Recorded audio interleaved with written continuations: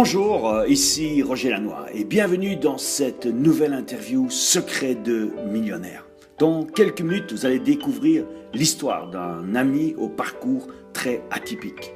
Michel a pris un faux départ dans la vie puisqu'il n'avait jamais connu son papa. Et sa maman, quand il avait 9 ans, a eu un très gros challenge santé. Pourtant, vous verrez qu'il a réussi à se servir de ses difficultés pour les transformer en opportunités. Il est la preuve vivante qu'il est possible pour vous aussi de réussir financièrement et d'être heureux émotionnellement, peu importe votre passé et peu importe les circonstances difficiles dans lesquelles vous vous trouvez peut-être aujourd'hui. Winston Churchill disait « Si tu traverses l'enfer, ne t'arrête pas ». Et je trouve que cette situation illustre très bien l'histoire de mon ami Michel. Comme d'habitude, préparez de quoi prendre des notes, car en tant que personne intelligente qui apprend des autres, vous allez pouvoir gagner des décennies, je dis bien des décennies, et prendre un raccourci grâce à ces expériences. Vous allez adorer les leçons qu'il a découvertes pour devenir millionnaire. Et rappelez-vous, si cela a fonctionné pour lui, cela va aussi fonctionner pour vous. Bonjour Michel, alors on va commencer par tes débuts. Surtout pour qu'on comprenne ton histoire. Et ce que je voudrais aujourd'hui, c'est vraiment percer tes secrets qui t'ont permis d'être qui tu es aujourd'hui en tant que personne, mais aussi financièrement d'être millionnaire. Parce que je connais, tu m'as parlé de ton histoire et je sais que tu as eu des moments difficiles dans la vie puisque tu n'as pas connu ton papa. Et ta maman, elle a eu un grave accident cérébral quand tu avais 9 ans. Et tu n'es jamais parti en vacances. Et quand tu étais petit, bon, tu n'as pas connu ni la mer, ni la montagne. Rien de tout ça, je crois que c'était avant 18 ans, tes premières vacances. Alors, comment est-ce que tu as réussi malgré ce que beaucoup appelleraient des circonstances difficiles? Ben justement, moi je pense que c'est ces circonstances qui ont fait que justement ce soit pas facile lors de mon enfance. J'ai eu des difficultés, c'est vrai. J'ai pas connu mon papa et jusqu'à l'âge de 22 ans, je croyais que mon père était décédé et j'ai appris par la suite que mon père était en vie. Donc c'est toutes ces choses, ces circonstances, le fait que je suis pas né avec une cuillère en or dans la bouche, comme on dit, qui ont fait que ça m'a forgé un tempérament, un caractère. Et que rapidement, vu que la vie ne m'a pas fait de cadeau, ça m'a permis par la suite, quand j'étais confronté à des épreuves, de pouvoir surmonter ces épreuves. Ça, c'est déjà une des clés, parce que par la suite, la vie, comme on dit, elle ne fait pas de cadeau. C'est une croyance que tu as changée entre-temps. C'est une croyance que j'ai changée.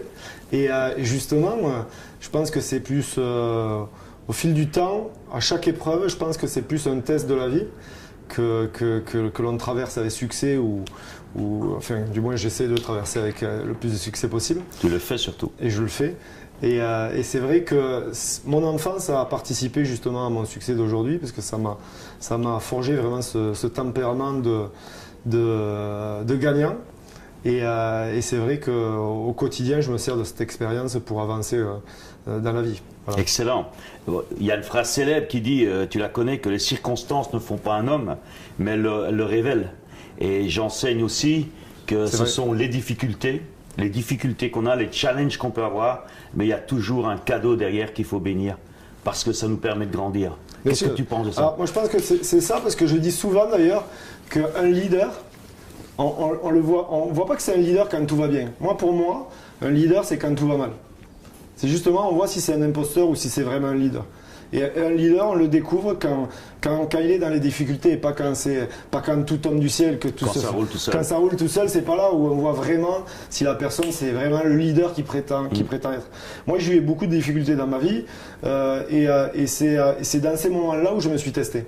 C'est dans ces moments-là où je me suis révélé et c'est vraiment là que j'ai vu si je devais justement me développer encore personnellement ou faire des efforts ou apprendre de nouvelles choses. Et même quand j'ai eu des échecs, c'est dans ces moments d'échec que j'ai appris le plus de choses. Et c'est pour ça que ta phrase, vraiment, c'est quelque chose qui me colle à la peau parce que c'est vraiment, c'est ma vie, voilà, c'est exactement ta philosophie de vie. Exactement. Et moi j'ai adoré cette phrase aussi parce que je l'ai appris de mon ami Tony Robbins, notre ami commun Tony Robbins, que derrière tout challenge, il y a toujours un cadeau. Exactement. Parfois les gens ils doivent attendre 5 ans, 10 ans et puis ils se disent ah on a vécu un moment difficile, mais dans le fond ça nous a aidé, mais il faut parfois 5 ans, 10 ans pour le faire. Bien sûr. Alors comme le dit Tony, pourquoi pas le faire tout de suite? Et te poser la question, dès que tu prends la baffe dans la figure, dès que tu as le challenge qui arrive, pose la question, quel est le cadeau qui est derrière? Exactement. Non, je te rejoins entièrement sur ça. Excellent. Tu m'as parlé aussi, quand on s'est vu, que tu m'as parlé d'un sport, je sais que tu es un sportif, que tu as découvert vers tes 16 ans, et ce sport t'a permis de changer ta vie. Et tu as appris surtout l'importance de sortir de ta zone de confort. C'est exactement ça. Est-ce que tu peux nous en parler un peu plus de ce sport? Alors moi je viens d'un sport qui s'appelle le culturisme, le bodybuilding, qui est déjà à la base, c'est un sport où il y a énormément de préjugés, où la première chose qu'on dit, rien à la tête, tout dans les muscles. Bon, ça c'est. Je crois pas que ce soit ton cas, et t'es pas le seul d'ailleurs. Je te remercie, mais c'est vrai que vis-à-vis des gens, c'est vraiment ce qui ressort souvent. C'est des préjugés, comme la plupart des croyances à la con. La plupart des croyances à la con, comme tu dis. Mais c'est une vérité. Les gens pensent ça, et malheureusement, c'est pas du tout ça, parce que c'est vraiment un sport où tout se passe dans la tête. Pour moi, c'est l'un des sports les plus durs. Déjà, c'est un sport individuel. Ce n'est pas un sport collectif, ce qui est individuel, c'est un combat sur soi-même au quotidien. Et moi, personnellement, quand je me suis lancé dans ce sport, j'avais pas tout à fait 16 ans, j'avais 15 ans et 10 mois exactement. C'est un ami à moi qui me fait venir dans une salle de sport et je suis tombé dedans comme ça, par hasard, en allant le voir s'entraîner. J'ai eu le coup de foudre pour ce sport, donc pour la musculation. Et donc, je me suis lancé, j'ai pris un abonnement et je me suis vite rendu compte que génétiquement, je n'étais pas doué. Et que si je voulais avoir de vrais résultats, il allait falloir que je me dépasse vraiment et que je mette vraiment la barre beaucoup plus haute que. C'est le cas de dire, mettre la barre plus haut. C'est exactement ça. Et plus lourde. Et plus lourde, c'est ça. Et c'est vrai que, comme je n'étais pas doué, c'est vrai qu'il y a des morphologies de personnes qui sont. On dit, nous, on a une expression, le gars il passe devant un rack à haltères, il prend 1 ou 2 cm de tour de biceps sans rien faire. Il y a des gens qui sont doués, génétiquement, il y en a qui ne le sont pas. Moi, c'était mon cas. Je n'étais pas doué, j'ai les épaules étroites, je ne faisais pas du muscle aussi facilement. Et moi, je suis tombé amoureux de ce sport, j'ai voulu me lancer à les compétitions et j'ai dû apprendre la patience parce qu'on ne devient pas culturiste ou champion dans le culturisme du jour au lendemain comme ça. Il a fallu des années d'entraînement, de régime, d'hygiène de vie. Ça c'est pareil, ça m'a appris l'hygiène de vie, la rigueur, la constance, chose que je n'avais pas du tout avant de faire ce sport, j'étais pas du tout constant, j'avais zéro hygiène de vie et ce sport m'a appris, j'ai pas eu de papa, j'ai pas eu de père et justement on pourrait dire que ce sport a remplacé le père que j'ai pas eu. Parce qu'il m'a éduqué justement en termes de rigueur, de constance, de discipline, d'autodiscipline. C'est vraiment ce sport qui m'a éduqué. Et j'ai retransmis après tout ce que j'ai appris dans ce sport, par la suite, je l'ai retransmis vraiment dans le business. Ça t'a façonné pas seulement physiquement, mais aussi psychologiquement. Exactement. Et te créer ce mental, à avoir cette détermination qui fait la différence. Exactement. Et j'ai appris que lors d'un échec, lors d'une compétition que je perdais par exemple, à pas baisser les bras, justement derrière, me relancer et derrière mettre encore une fois la barre plus haute, me sortir de cette zone de confort, m'entraîner encore plus dur, faire attention encore plus à mon hygiène de vie pour par la suite gagner des compétitions. Et c'est vrai que c'est ce que je retrouve aujourd'hui dans le monde du business, dans le monde du travail. Bon, la vie, c'est un grand sport. Exactement. Ouais. Et à ce moment-là, bien sûr, tu as réussi à te forger tes fondations, comme tu dis. Avoir le papa que tu n'as pas rencontré, je dirais, qui t'a donné ces fondations et de ton futur. Et ça t'a construit le mental, qui est maintenant un mental forgé, je dirais, à toute épreuve. Pourtant, à cette époque, tu n'avais pas encore réussi financièrement et tu n'avais pas de diplôme. Exactement, je suis autodidacte, j'ai zéro diplôme. Et tu as fait pas mal de petits boulots, bon évidemment mal payés. Est-ce que tu peux nous en parler un peu? Ouais, j'ai un peu touché à tout. J'ai fait serveur, j'ai travaillé dans les discothèques, j'en ai fait des boulots. Mais c'est vrai que je pense que c'était un processus, c'était les étapes de la vie par lesquelles je devais passer. Déjà, j'avais pas de diplôme, donc forcément, dans le système traditionnel, c'est un peu compliqué d'accéder à des super jobs sans diplôme, mais ça m'a permis aussi d'apprendre la vie, d'apprendre ce que c'est que travailler pour un patron, de me rendre compte qu'il y a des bons côtés, mais il y a aussi des mauvais côtés. Et ça a été vraiment un processus qui m'a amené par la suite à devenir chef d'entreprise. Comment tu te sentais à l'époque quand tu faisais ces petits boulots? Bon, tu étais bien parce que tu faisais du sport, tu avais ton corps, un corps sain, dans un esprit sain, mais d'un autre côté, je crois que financièrement, tu ne devais pas être très à l'aise. Alors, comment tu te sentais financièrement, émotionnellement, tu étais comment à l'époque? Alors, clairement, financièrement, j'étais moins qu'à l'aise, j'étais à la rue, mais c'est vrai que je me lançais dans la vie, je savais que j'étais limité à tel ou tel job, et ça m'a permis au début de pouvoir financer mes préparations physiques pour le sport que je pratiquais. Mais par la suite, j'étais plus dans la frustration, plus ça avançait, parce que je me rendais compte qu'en fait, je travaillais pour réaliser les rêves de mon patron, voilà, mais que j'étais pas en train de m'épanouir et de réaliser mes propres rêves. Et je n'étais pas en train de travailler pour vivre mes propres rêves, je suis en train de rêver les rêves de mon propre patron. Et ça me posait vraiment un gros souci. Je comprends. Et un peu plus tard, quelques années après, tu as eu un déclic qui t'a fait justement devenir entrepreneur. Qu'est-ce qui t'a fait prendre conscience que cela vaut vraiment le coup de se lancer à son compte, alors que la plupart des gens, ils disent ouais, c'est risqué, c'est compliqué, ou la bonne excuse, ils ne se sentent pas capables. Bien sûr. Alors voilà, moi j'ai terminé ma carrière de salarié dans un centre. Carrière, j'aime bien. Ouais, c'est ma carrière de salarié, je le vois comme ça, parce que c'est le passé, mais c'est avec le passé que j'ai construit l'avenir. Et c'est vrai que j'avais un patron à la remise en forme qui a fait beaucoup d'argent dans ce secteur d'activité. Et j'étais l'un de ses meilleurs salariés à l'époque. Et je sais que j'étais vraiment engagé, j'étais passionné. Vraiment, je donnais tout ce que. Quand tu fais quelque chose, tu le fais à fond. Voilà, je me donnais vraiment à 100%. Maintenant, je me donnais à 100%, j'avais un bon salaire, mais ce n'est pas un salaire qui allait changer ma vie, quoi, ma qualité de vie. Et c'est vrai que je voyais sa vie à lui, par contre, changer. Je me rendais compte qu'il avait une nouvelle voiture de sport, une super maison, il avait vraiment tout ce qu'il avait voulu avoir. Et en fait, j'ai compris qu'il avait su comment bien s'entourer. Et en fait, c'était ça. J'ai compris que sa clé, c'était ça.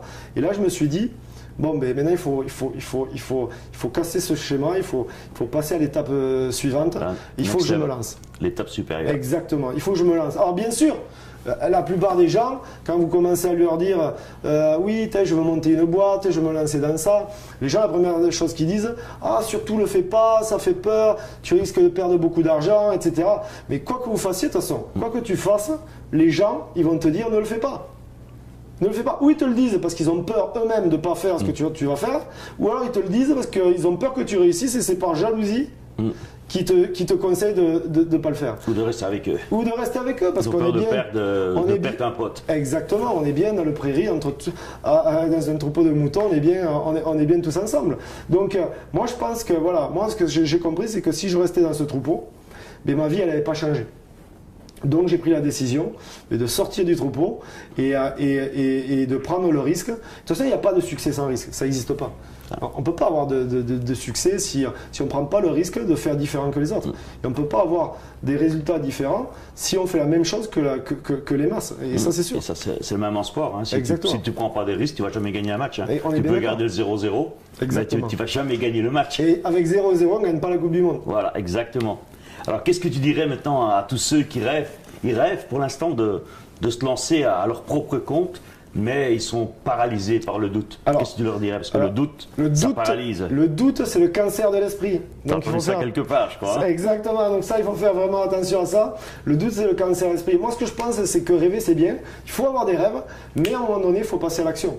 Parce qu'on ne peut pas transformer ses rêves en réalité si on ne passe pas à un moment donné à l'action. Et ça, c'est le problème. Et moi, je sais une chose, c'est que pour effacer tous ces doutes, toutes ces peurs, toutes ces craintes, la seule chose qui peut effacer d'un claquement de doigts toutes ces peurs et tous ces doutes, c'est l'action. Il faut passer à l'action. Vous avez le droit d'échouer. On a le droit d'échouer. Mais l'échec, ce n'est juste que... Vous n'avez pas le droit de rien faire. Mais voilà, vous n'avez pas le droit de rien faire. Parce que malheureusement, je pense qu'il y a quelque chose qui est encore plus dangereux, c'est les regrets. Les regrets, c'est horrible. C'est-à-dire, si j'avais su... Ça, on a Si tous j'avais su. entendu parler on a tous entendu parler des gens dans notre entourage qui disent si j'avais su, si j'avais su. Le problème, c'est que la vie, à un moment donné, on arrive à la fin de nos jours, on se retourne sur notre vie, et quand on fait le bilan sur notre vie, eh bien, on se rend compte qu'on a raté sa vie avec des si j'avais su. Il n'y a pas de mode replay, ça n'existe pas ça. On ne peut pas revenir en arrière, sinon ce serait fantastique. Et moi, le conseil que je donne, c'est passer à l'action. Bien sûr, planifiez votre succès, ayez un business plan, vraiment. Il vous faut vraiment avoir un chemin, vraiment savoir connaître votre destination, vraiment connaître les clés que vous allez utiliser pour avoir ce succès, mais passer à l'action. Quoi qu'on en pense, il y aura des risques, bien sûr il y aura des risques. Mais si vous passez à l'action, ce qui est certain, si vous avez la conviction de ce que vous faites, tu l'as dit tout à l'heure, la passion, c'est important parce que je ne sais plus qui c'est qui a dit ça, si vous travaillez avec passion, en fait, vous n'aurez plus jamais à travailler de votre vie. Parce qu'on n'a pas l'impression de travailler quand on fait ça, quand on est dans sa passion. Et moi, c'est vrai que ce que je fais aujourd'hui, ça me passionne. C'est comme toi, Roger, je te suis depuis des années, puisque c'est toi aussi qui m'as fait connaître Tony Robbins. Et je t'en remercierai jamais assez. Ça, je tenais à te le dire et droit dans les yeux, parce que merci aussi de avoir fait confiance. Tony a changé ma vie, mais tout ça, c'est grâce à toi. Donc, je tenais à te le dire. Merci. Et j'en suis donc à mon 6e MUPW. Et dans 20 ans, je serai toujours là. Inch'Allah. Et c'est certain, parce que c'est vraiment quelque chose que j'ai besoin. Mais vraiment, voilà, c'est encore une fois, si vous voulez avoir du succès, si vous êtes rempli de rêves, c'est pas en restant chez soi, les pieds sur le canapé, d'accord, que ces rêves vont se transformer en réalité. Vous devez passer à l'action. Et n'ayez pas peur. Là, d'accord, vous devez danser avec vos peurs, c'est ce que dit Tony. Michel, tu as lancé plusieurs entreprises, je crois. Oui. Tu as eu des succès et aussi des échecs. Exactement. On a déjà un peu amorcé cet aspect des choses. Qu'est-ce qui a fait que tu n'as pas arrêté en chemin, malgré que tu as pris des claques, malgré les obstacles, malgré les difficultés, alors que la plupart d'entrepreneurs, ils font faillite une fois et après, ils sont out pour toujours. Je pense que j'ai été élevé par un sport qui est le culturisme, le bodybuilding, qui vient des États-Unis. Donc j'ai quand même cette culture américaine où justement quand tu échoues, t'es pas has-been. Quand tu échoues, quelque part c'est une expérience, une valeur ajoutée supplémentaire que tu apportes à ta carrière. Alors qu'en Europe, c'est vrai que quelqu'un qui échoue, de suite il est has-been, il est mis au placard. Les banques ne veulent plus entendre parler de lui, etc. Voilà, moi déjà ce que j'ai compris, c'est que tu as le droit d'échouer. Mais surtout, ce que tu n'as pas le droit, c'est de ne pas passer à l'action, de ne pas faire. Et donc, j'ai échoué, c'est vrai, j'ai eu des échecs dans ma vie professionnelle, mais ça a été de l'expérience, ça a été des leçons de vie qu'aujourd'hui, forcément, vu que je l'ai vécu, je l'ai bien digéré quelque part, aujourd'hui, ça me permet de ne pas les recommettre. C'est ce que dit aussi notre ami Tony, s'il n'y a pas d'échec, à partir du moment où on apprend quelque chose. Exactement. L'échec, c'est de faire ce que certains appellent un échec et de rester dessus et de ne pas en tirer la leçon. Exactement. Et de reproduire. On peut se tromper une fois, mais bien sûr. tout le temps faire les mêmes erreurs, c'est une certaine preuve d'imbécilité. Exactement. De conneries. Et maintenant, dis-nous un peu là, Michel, pour chaque société que tu as lancée, peux-tu nous dire qu'est-ce que tu as appris à chacune de ces expériences qui t'a aidé aujourd'hui à être qui tu es et à devenir millionnaire? Mais alors, je pense que moi j'ai eu des boîtes, par exemple j'ai eu des entreprises où je brassais beaucoup d'argent, le chiffre d'affaires j'avais un beau chiffre d'affaires, je ressortais de beaux bénéfices, mais j'avais un point faible à cette époque, c'était la gestion de l'entreprise. Voilà, j'avais un problème de gestion de l'argent et ce qui s'est passé, c'est que justement j'ai fait une banqueroute avec une de mes entreprises. Et justement, ça c'est déjà, en prenant du recul par la suite, j'ai vraiment travaillé sur ce point faible qui était la gestion. Et on connaît tous dans notre entourage des gens qui avaient des entreprises qui étaient florissantes, etc., mais qui ont déposé le bilan ou qui ont fait banqueroute. Et pourtant, ils faisaient du chiffre d'affaires, mais ils confondaient bénéfices, chiffre d'affaires, etc. Ils mettaient tous les œufs dans le même panier. Et c'est vrai que maintenant, par la suite, grâce à cette expérience, j'ai gommé ce défaut et aujourd'hui ce qui me permet d'être un meilleur gérant d'entreprise, je sais pas si on est gestionnaire d'entreprise. Après J'ai eu des boîtes où c'était plus dans le relationship. Voilà, c'était vraiment axé sur la relation avec les personnes.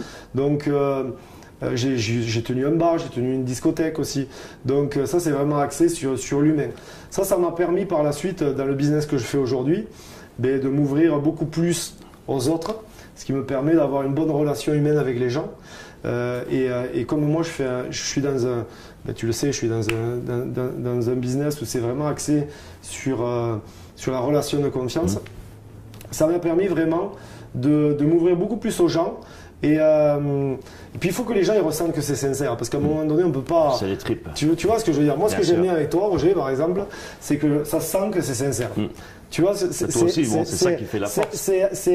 Tu sens que que tu le penses, que c'est vrai. Et moi, je pense que il y a beaucoup de gens je reçois beaucoup d'emails toutes les semaines, des messages sur Facebook, je fais beaucoup de conférences sur Skype, tout ça. Et moi, j'ai aussi ce retour là qui revient souvent.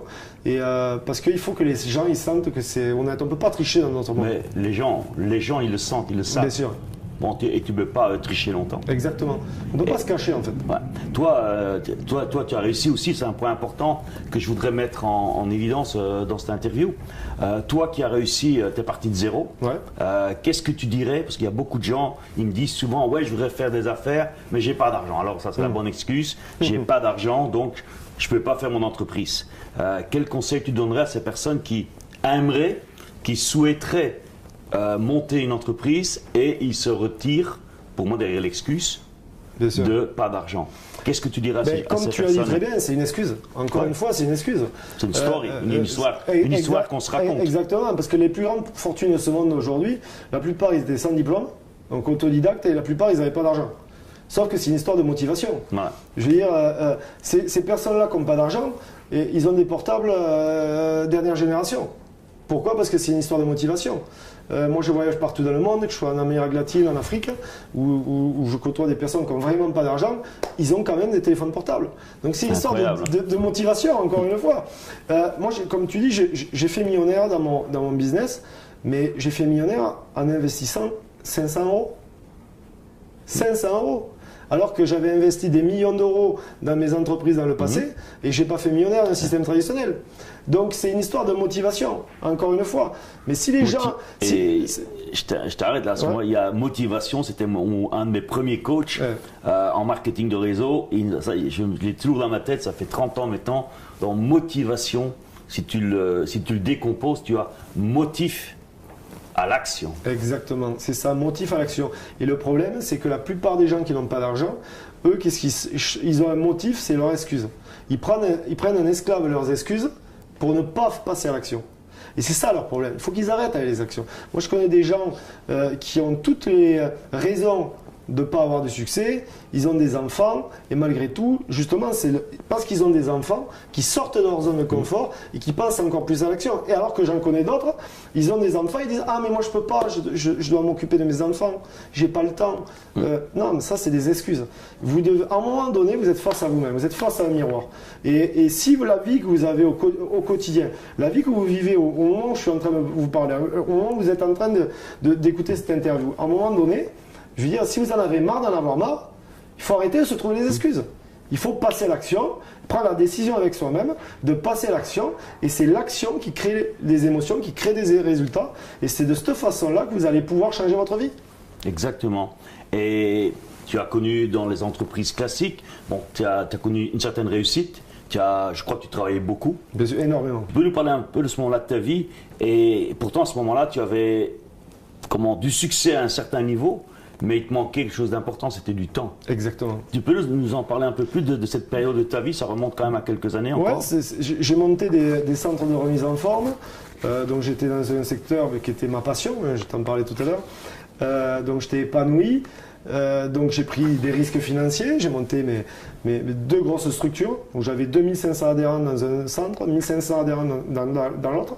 Donc c'est vrai qu'à l'époque, je gagnais bien ma vie. Et beaucoup de gens qui bossaient pour toi aussi. Et oui, j'avais à peu près une quinzaine, vingtaine de personnes qui travaillaient pour moi. Mais j'avais zéro qualité de vie.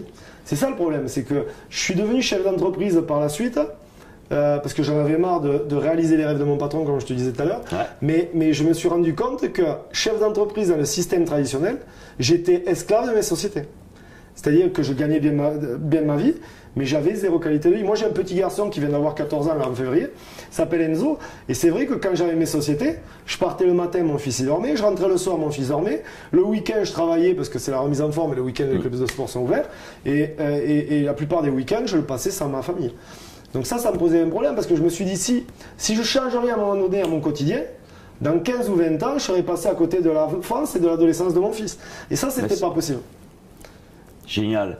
Et dis-nous un peu, Michel, c'est à ce moment-là que tu as eu une rencontre qui a, comme on a tous d'ailleurs, des rencontres déterminantes, il faut juste être aware. Exactement. De se rendre compte que c'est le moment. Et là, tu as rencontré un de tes amis, il s'appelle Laurent. Ouais, c'est ça, Laurent. Et qui t'a présenté une opportunité. Et c'est vrai qu'au début, tu avais quand même certains doutes, je crois. J'avais plus que des doutes, parce que c'est vrai que il arrive. Laurent, c'est un ami à moi que j'ai rencontré dans le centre de remise en forme d'ailleurs, pour lequel je travaillais pour mon patron à l'époque. À Toulouse. À Montauban. Exactement, à côté de Toulouse. Et ça faisait 6 mois que je ne l'avais pas vu. Il vient dans mon centre, il me dit Michel, il était super enthousiaste, et là il me parle d'une opportunité. Et c'est vrai qu'avec le recul, maintenant, quand je me rappelle comment il est venu et de ce qu'il m'a expliqué, en fait, ça n'a rien à voir avec l'opportunité réellement avec l'opportunité qu'il me présentait. Mais il était tellement enthousiaste qu'il m'a transmis une énergie et l'enthousiasme transmet les émotions. Et c'est quelque part pour ça que je l'ai suivi. Et donc, c'était dans le marketing de réseau. Et c'est vrai que moi, le marketing de réseau, c'était, j'avais vraiment, moi j'ai quelqu'un dans ma famille qui fait depuis 35 ans du marketing de réseau. Alors je vais pas citer là, pour les boîtes hermétiques, qui sont de très très bonnes boîtes hermétiques d'ailleurs, garantie à vie. Mais je me voyais pas faire comme ma tante, je me voyais pas faire comme mes cousines, comme les grands-mères, tout ça. C'était des petites réunions familiales avec les voisins, les voisines. Je me voyais pas du tout faire ça, surtout que j'étais en train d'investir pour un 3e centre de remise en forme à Aurillac là-bas, tu sais là où il fait chaud. Il fait froid là. Oui, c'est pas comme à Marbella, non, c'est sûr. Et donc il me parle de ça. Et moi, je me projette à faire du business avec des grands-mères, avec mes cousines, mes voisines, tout ça. Alors, j'adore les grands-mères, j'adore mes cousines, tout ça, c'est pas le problème, mais je me voyais pas vraiment de faire ça. Et ça m'a un peu refroidi. Voilà, ça m'a un peu refroidi. Mais heureusement, comme tu dis, je suis aware. Et je suis vraiment ouvert d'esprit. Et donc, il me parle de marketing de réseau. Qu'est-ce que j'ai fait? J'achète un bouquin sur le marketing de réseau. Je me rends compte que c'est la 3e industrie planétaire, que ça pèse 178 milliards de dollars sur l'échelle mondiale, que 200 millions de commissions sont reversées tous les jours dans cette industrie, et que c'est une industrie qui a plus 28% de croissance au moment où je vous parle. Donc, je me suis dit, l'investissement, c'est moins de 500 euros. J'ai rien à perdre. J'ai rien à perdre, j'avais investi plus d'1 million dans mes sociétés. Ouais. Donc le seul risque que j'allais prendre, c'était de ne pas me lancer et de voir mon ami réussir. Et justement, ton ami, ce qui a fait la différence, c'est son enthousiasme. C'est ça, c'est la clé. Il t'a pas pu résister parce qu'apparemment, lui, il te racontait, pas dire n'importe quoi, mais bon. Pas loin. Mais c'est toujours le même truc. Et ça, les gens, ils oublient. Exactement. Souvent, on veut avoir le texte parfait, dire les choses parfaites, mais ce qui fait la différence, c'est pas ce que tu dis, c'est comment tu le dis. Je suis 100% avec l'énergie que tu le donnes. 100% d'accord avec toi, parce qu'avec le recul, je me rappelle d'un gars il est rentré dans mon bureau, il était tellement enthousiaste, ça se sentait, il le transpirait, et c'est ça qui m'a donné envie, parce que je me suis dit, mais moi je le connaissais en temps normal, il n'était pas pareil, et donc il était différent, et le fait de le voir différent, il a transmis de telles émotions, ça t'a interpellé. Ça m'a interpellé, ça m'a donné envie de le suivre. Ouais. Vraiment, et c'est pour ça d'ailleurs que j'ai démarré. Enthousiaste, d'ailleurs, ça vient du mot grec, souffle divin, il devait être en feu. Il était vraiment en feu, ouais. Vraiment. Et quand on t'a montré l'opportunité, à cette époque, je me souviens, c'est ce que tu me disais, tu travaillais 90 heures par semaine. 90 heures par semaine ou 90 heures, et tu n'avais même pas le temps pour ta famille. Et c'est cette phrase que tu t'es dite, si tu ne changes pas, dans 20 ans, où je serai. Et tu auras loupé justement l'adolescence de ton grand Enzo maintenant. Et ce que tu dis, c'est vrai, parce que souvent, je rencontre des chefs d'entreprise, pour leur proposer mon opportunité ou d'autres choses, mais c'est vrai que souvent Et j'espère que ça va interpeller les chefs d'entreprise, mais... Il ne faut pas espérer, Michel. Mais tu en es sûr, c'est certain. Je te connais. Je suis certain que ça va interpeller ce que je vais dire. Mais c'est vrai que souvent, des chefs d'entreprise me disent « Michel, moi, j'ai pas le temps ». Mais à un moment donné... par rapport à quoi? Par rapport à quoi? Parce que, et puis même, moi j'ai plein d'amis à moi, chefs d'entreprise, aujourd'hui, ils sont célibataires parce qu'ils ont dû faire le choix entre leur entreprise et leur famille. Et comme la banque les a aidés à choisir leur entreprise, malheureusement aujourd'hui ils sont seuls. Ils sont seuls. Et donc, moi je pense qu'aujourd'hui, justement, si vous n'avez pas le temps, c'est que peut-être que le système que vous avez mis en place n'est pas le bon système. D'organisation. Exactement, la planification, la semaine de 4 heures. Exactement. Et justement, bon, tu as démarré là, avec Laurent. Oui. Et grâce à son enthousiasme, on va dire, tu t'es lancé dans cette opportunité. Je crois que c'est 8 mois et demi après, tu gagnais déjà plus de 5 000 euros. C'est ça. 5 000 j'ai jamais, à partir de 8 mois et demi, j'ai jamais gagné moins de 5 300 euros. Et ben, raconte-nous un peu la suite et où tu en es aujourd'hui par rapport aux revenus. Disons parce que là, c'est spectaculaire. Voilà, disons qu'à partir de là, à partir du moment où je commençais à avoir des revenus qui étaient assez sympas, j'ai pris la décision de mettre en vente mes sociétés, donc ça a pris un peu de temps. Et par la suite, j'ai atteint les nouvelles positions de l'entreprise. J'ai progressé, mon réseau donc s'est élargi sur le plan national, mais aussi sur le plan international maintenant. Et donc, ce qui m'a permis d'atteindre l'indépendance financière, de pouvoir faire ce que je veux, quand je veux, où je veux, avec qui je veux. Et ça n'a pas de prix. Voilà, parce qu'aujourd'hui, je suis enchaîné à aucune entreprise. Je travaille pas. Libre. Je suis libre. Et c'est vrai que cette industrie du marketing de réseau m'a permis de faire millionnaire. Et plus, parce que j'ai vu dernièrement, et ça, bon, bravo et chapeau. Hein, je te remercie. Je crois que tu es le seul il y a comment on appelle ça, un classement, un peu comme au foot maintenant, il y a le classement des revenus des footballeurs, mais maintenant il y a le même dans l'industrie du marketing de réseau. Il y a un classement qui est fait par une société américaine, une association américaine, qui reprend tous les marketing de réseau de la planète. Exactement. Et tu es dans le top 100, et tu es le seul français, francophone même, il n'y a pas de belge non plus, le seul francophone dans ce top 100, et je crois que tu es 86e ou 83e, quelque chose comme ça. Et comme avec l'énergie que tu vas commencer à les dépasser pour le top 50. Disons que voilà, aujourd'hui, ce que je recherche, c'est pas spécialement l'argent, mais je vis tellement, je suis dans cette industrie avec une telle passion que ça se fait naturellement. Je te remercie de souligner ce classement. Non, mais c'est chapeau parce que bon, merci beaucoup. Je ne connaissais même pas ce classement existait. C'est un collaborateur qui m'a monté. Tu as vu, il me dit Michel, où est-ce qu'il en est? Je dis génial. Et puis je regarde toute la liste, je vois aucun francophone dans la liste. Mais j'ai dit fantastique parce que je me souviens de toi. On s'est connus dans fin des années 2000 et quelques. Alors exactement, mon premier, si tu parles du premier UPW. Et tu étais venu avant un de mes séminaires, je crois que c'était à Massy ou à Montpellier. Non, à Massy. À Massy, près de Paris. Ouais. Et c'est là que tu as pris la décision de venir à l'époque à Rome en 2010. Exactement. Et si je peux me permettre. Ah, tu peux, vas-y. Si je peux me permettre, je me souviens qu'à l'époque, tu étais dans les derniers arrivés d'ailleurs. Tu étais presque en retard au moment d'enregistrement. Parce que j'étais avec mon épouse Salma et tu as été la voir. Et tu avais dû aller chercher les derniers billets de 50 € pour arriver à payer ta place et entrer et pouvoir participer au séminaire. Parce que bon, il fallait payer ta place pour entrer. Exactement. Et je suppose que tu avais dû serrer les vis partout. Et j'avais serré les vis partout. Je me rappelle, c'était à Rome, en Italie. Ouais, à Rome. Il y avait énormément de personnes. Et c'est vrai que ce séminaire, je voulais vraiment y aller. Et c'est vrai que financièrement, à l'époque, j'étais pas dans la même situation qu'aujourd'hui. Et c'est pour ça que je comprends aussi plein de gens quand ils me disent j'ai pas l'argent, je sais pas comment faire, etc. Mais j'avais pas l'argent. J'avais pas l'argent. Je suis venu à l'UPW, mon premier UPW, je l'avais pas, mais j'avais la motivation. Ouais. Et je l'ai trouvé. Et heureusement, je suis venu parce que ça a changé ma vie.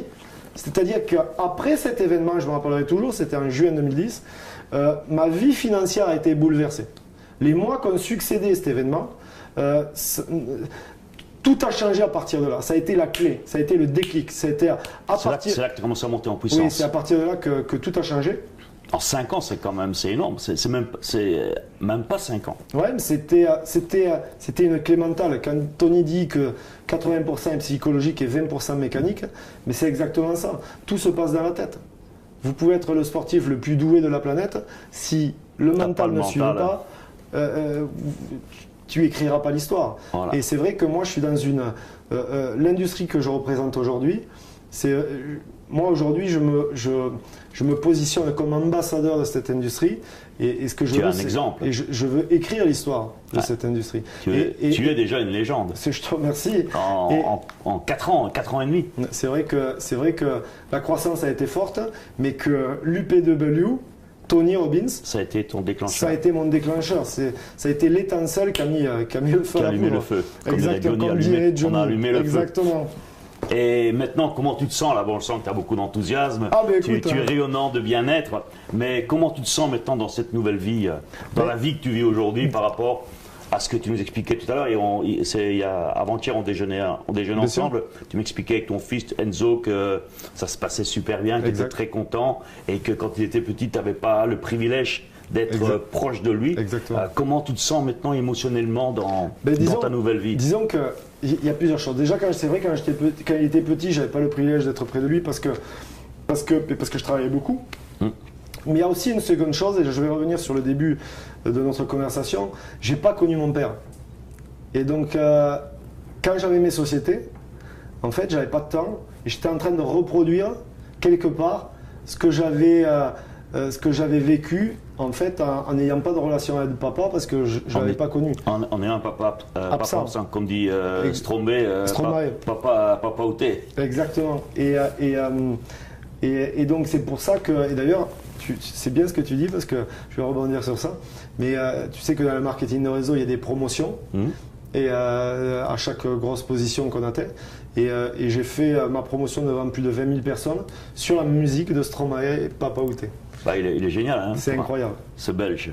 Incroyable. Encore un Belge qui est. Encore. C'est les meilleurs. C'est les meilleurs. Et maintenant, Michel, tu as mis des nouvelles habitudes parce que bon, on passe pas du rat des pâquerettes, je vais dire, ou une vie où même si on fait de l'argent où on n'est pas bien émotionnellement. Bien sûr. Ok, à 90 heures, 90 heures par semaine, etc., etc. Mais tu as dû changer des habitudes. Tu as dû changer ta manière de penser. Exactement. Qu'est-ce que tu as changé comme habitude? Qu'est-ce que tu as changé comme manière de penser qui ont fait la vie que tu as aujourd'hui et tu l'as fait et que maintenant c'est devenu automatique? Alors, c'est très simple. Les habitudes, tu l'as dit, ce sont des habitudes. En fait, c'est l'effet cumulé. Voilà, c'est une histoire d'effet cumulé. Et c'est vrai que moi, à l'époque, je n'avais pas un caractère spécialement positif. Je suis français et tu sais qu'on parlait de classement, mais il y a un classement justement des pays les plus pessimistes de la planète. Et nous sommes l'un des pays les plus pessimistes de la planète. Donc on a un système de pensée en France qui fait que nous sommes plus négatifs que les autres pays en Europe et dans le monde. Et moi, je faisais partie de cette catégorie de personnes. Ça se traduit aussi dans la croissance, dans les chiffres du chômage. Exactement. Et donc, c'est l'effet cumulé. On est dans l'effet cumulé et c'est exactement ça. Et c'est vrai que je pense que c'est ce que j'ai vraiment changé, cet état d'esprit. L'état d'esprit que c'est possible. It's possible. C'est possible. Si je te dirais, est-ce qu'il y a une croyance particulière que tu avais avant? C'est comme Tony le dit, une croyance, j'aime aussi que tu donnes un peu ton avis sur ce point. Une croyance, moi ça a transformé ma vie en 94. Je comprenais très mal l'anglais dans le séminaire. Ça parlait, c'était pas traduit. Mais un truc que j'ai compris, c'est qu'une croyance a le pouvoir de saboter ta vie, de détruire ta vie ou de construire ta vie. Exactement. Quelle croyance que tu as détruit, qui te détruisait, mais tu as dû aussi la détruire pour toi, la sortir de ta manière de fonctionner et par laquelle tu l'as remplacée. Alors, je vais te dire une croyance, alors ça va faire peut-être grincer des dents, je ne sais pas. Mais il y a des bons dentistes à Marbella. Donc c'est parfait. Donc, mais moi, ma croyance, c'était, je te l'ai dit, je suis autodidacte, j'avais 0 diplôme. 0. Et moi, qu'est-ce que j'entendais depuis toujours, des années, tu n'as pas de diplôme, tu ne pourras pas gagner d'argent, tu ne pourras pas réussir, tu n'as pas de diplôme, tu es un loser. Tu seras mis sur le banc. Ça y est. C'est fini. Catalogué, Exactement. l'étiquette sur la tête, la casquette, loser. Exactement. Et le problème, c'est que la plupart des gens, à force d'entendre dire ça, ils le croient. Et moi, à un moment donné dans ma vie, j'étais rentré dans ce moule, dans ce système où... Ils s'auto-hypnosent. Exactement. À force de le répéter, ils s'auto-hypnosent. Exactement. Et à un moment donné, j'étais en train justement de penser et de croire ce que les gens me disaient. Et encore une fois, c'est cette UPW qui a cassé cette croyance, qui a brisé en deux les paroles des gens. Et en fait, je me suis rendu compte que ça, c'était, comme tu dis souvent, bullshit. Bullshit. Connerie pour la traduction, pour ceux... Exactement, mais qu'en fait, c'était pas vrai. C'était pas vrai. Et je me suis rendu compte d'ailleurs... Et la vérité est, comme on dit dans l'UPW, la vérité ça c'est la bullshit. Exactement. Puisqu'il faut que sans diplôme, on est condamné à être loser. Exactement. Okay. La vérité est... C'est que tout d'abord, la plupart des fortunes de cette planète n'ont pas de diplôme, sont des autodidactes et que c'est qu'une histoire de décision. Si vous avez pris la décision avec vous-même, vous allez avoir du succès. Si vous passez l'action, vous pouvez réaliser vos rêves. Il n'y a personne au monde qui a le droit de vous dire que vous n'allez pas pouvoir y arriver parce que la réalité, c'est que si vous désirez au fond de vous réussir, avoir du succès, vous pouvez avoir du succès. Donc n'écoutez pas les gens. Et aujourd'hui, je fais abstraction complètement au négatif. C'est-à-dire qu'aujourd'hui, quand tu es amnésique au négatif. Exactement. Tu parlais de boîtes en plastique tout à l'heure qui sont hermétiques. Ouais. Mon mindset est hermétique comme une boîte Tupperware et peut être hermétique. Je fais abstraction totalement au négatif.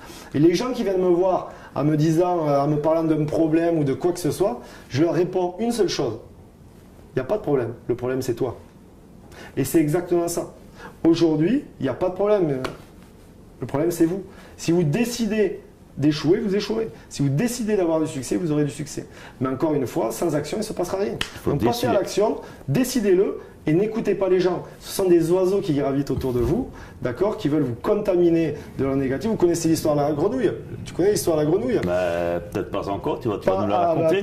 L'histoire de la grenouille, c'est une grenouille qui bondit dans la prairie, qui tombe dans un trou. Tombe dans un trou profond, puis la pluie se met à s'abattre, à tomber. Et puis il y a deux autres grenouilles qui sont au bord du trou et qui lui disent: tu vas pas y arriver, ça sert à rien de sauter, tu n'y arriveras pas. Et la grenouille, elle continue et d'essayer de sortir de ce trou, elle saute et elle arrive à sortir du trou. Et là, les deux grenouilles, elles sont stupéfaites. Elles lui disent: mais comment t'as fait pour y arriver à sortir du trou? Et en fait, la grenouille, elle était sourde. Et comme elle ne les écoutait pas, elle a réussi parce qu'elle était convaincue qu'elle pouvait y arriver. Mais si elle les aurait écoutées, eh bien, elle n'aurait jamais pu sortir de ce trou. Parce qu'elle aurait été contaminée par le négatif des gens qui l'entouraient. Donc c'est la même chose dans la vie. Vous ne devez pas écouter les gens. Qui sont ces personnes pour vous dire qu'ils ne vont pas réussir? Et souvent, ce sont ceux qui n'ont pas réussi qui te disent ça. Exactement. Donc ce ne sont pas de vrais exemples.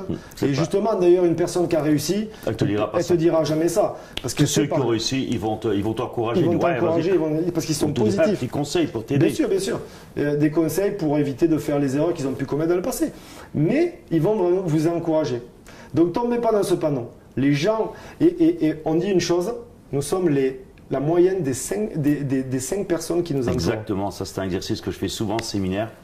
Et on est la moyenne des revenus des 5 personnes qu'on fréquente. Ça c'est d'un très grand, un maître aussi du développement personnel, c'est Jim Rohn qui a sorti ça dans les années 30 ou je sais pas, ou 40. Exactement. Jim Rohn c'est la première génération, je vais dire. Et c'est toujours d'actualité. Exactement. Ça a traversé les décennies. Pas encore un siècle, mais ça traversera le siècle. C'est une vérité. C'est une vérité et la vérité. C'est comme la loi de Newton. Exactement. Tu jettes chose en l'air, ça va retomber. Exactement. Et là, c'est une certitude. Encore 2-3 petites questions, Michel, parce que j'adore cette interview avec toi. Comme on dit, ton enthousiasme est contagieux et je suis convaincu que tu as maintenant donné une super piqûre d'enthousiasme à tout le monde et surtout de croire en le rêve. Bien sûr. Parce que personne n'a le droit de détruire tes rêves. Mais souvent, le pire destructeur, c'est nous-mêmes. C'est ça. Et je voudrais te demander maintenant, quel est ton style de vie? C'est quoi ta journée en général pour toi? Ma journée, disons que moi Quand aujourd'hui. tu te lèves, comment tu te sens? Alors, quand je me lève, déjà, je me mets en peak Comment tu vis ta state. journée? Ça, c'est important. Il faut démarrer sa journée en peak state. Vraiment, un peak state, un pic d'énergie, ça, c'est important. Parce que souvent, on dit je me suis levé du bon pied, du mauvais pied, etc. Mais en fait, encore une fois, c'est une histoire de physiologie. C'est une histoire d'état d'esprit aussi. Si vous mettez en peak state, déjà, vraiment un pic d'énergie. Donc, moi, je me lève, je suis en peak state. Je fais un bon déjeuner. Déjà, je me lève quand j'ai envie. Ça, c'est important. C'est-à-dire que j'ai pas de réveil. Donc, je me réveille quand mon corps ressent est prêt à se lever. Donc, et puis surtout, moi, je veux vraiment finir mes jours en ayant visité la planète. Et c'est vrai qu'aujourd'hui, je passe souvent mon temps dans les avions. J'adore les voyages, j'adore découvrir les pays. Aujourd'hui, je vis en Amérique latine, comme tu le sais. Tu es au Mexique, je crois. Je suis au Mexique. Donc, je suis au Mexique parce que c'est vrai, je suis tombé amoureux de ce pays, je suis tombé amoureux de ce continent. Et je fais aussi, je développe mon activité là-bas. Mais c'est vrai qu'aujourd'hui, j'ai comme objectif vraiment de développer toute l'Amérique latine. Et voilà, donc j'ai vraiment un style de vie atypique, puisque je travaille avec qui je veux, quand je veux, où je veux. Je voyage énormément. Et je prends du plaisir et du bon temps. Et j'adore les bons restaurants. Je crois qu'on a. Là, on a ce point aussi, ce point-là. On n'en a pas que celui-là, mais on en a beaucoup. Ce point-là en commun. Et surtout, je veux faire découvrir le monde à mon fils. Parce que je veux 14 ans, Enzo. 14 ans. Et il a déjà eu plus de choses que moi j'avais vu, puisque jusqu'à l'âge de 18 ans, j'étais jamais à la mer, jamais à la montagne, j'avais rien fait, quoi. Et donc, je veux vraiment lui apporter, lui donner ce que moi j'ai pas pu connaître ou vivre quand j'étais petit. Excellent. Et maintenant, Michel, je sais aussi que tu es sur tu as le projet avec l'Amérique du Sud. Bon, c'est pas un projet là, c'est en route. Ça tourne. Bien sûr. Mais je crois que dans le classement là, tu vas bientôt être dans le top 50, j'en suis convaincu. Je te remercie. Je te le souhaite, tu le mérites vraiment. Merci beaucoup. Et j'aimerais maintenant que tu nous parles, que je sais que tu es en train de tes projets. Ouais. Tu as un projet spécial. Exactement.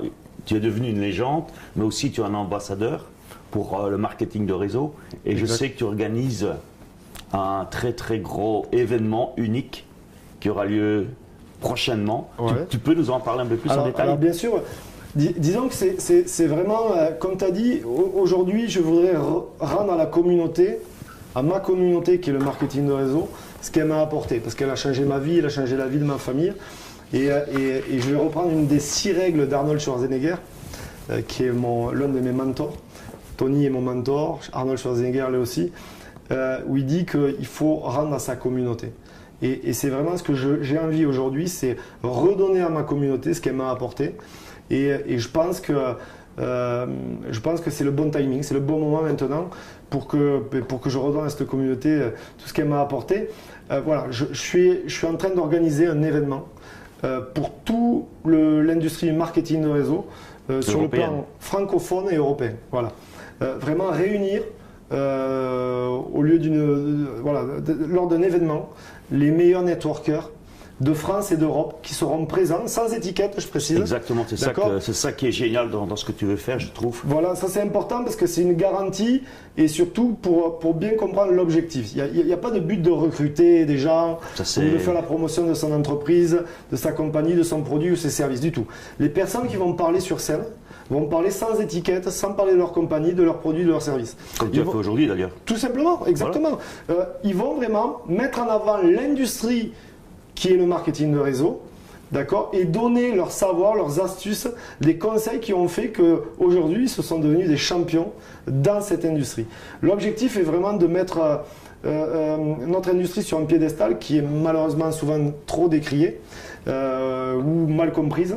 Ça fait 28% de croissance. Exactement. Quand tu vois que l'État, s'il fait 1,5%, ça y est, ils tapent leur chapeau en l'air et ils vont faire la fête. Alors tu fais 28%, je comprends que ça doit déranger certaines personnes. Ça dérange beaucoup et d'ailleurs c'est pour ça qu'en 2010, l'ancien secrétaire d'État au Travail a signé une charte avec la Fédération française de marketing de réseau et Pôle emploi, parce que c'est un secteur qui est en plein essor, qui a le vent en poupe, comme on dit. Et donc moi, j'ai décidé vraiment de créer un cerveau collectif géant. réunir vraiment les têtes de réseau, les têtes de certaines compagnies, vraiment d'être présent lors d'un événement unique et tous ensemble tirer vers le haut cette industrie. C'est un événement qui va durer entre 2 et 3 jours. Ce sera fin d'année 2015, début d'année 2016, où on va vraiment réunir énormément de personnes, qui aura lieu certainement sur Paris et par la suite dans toutes les capitales européennes.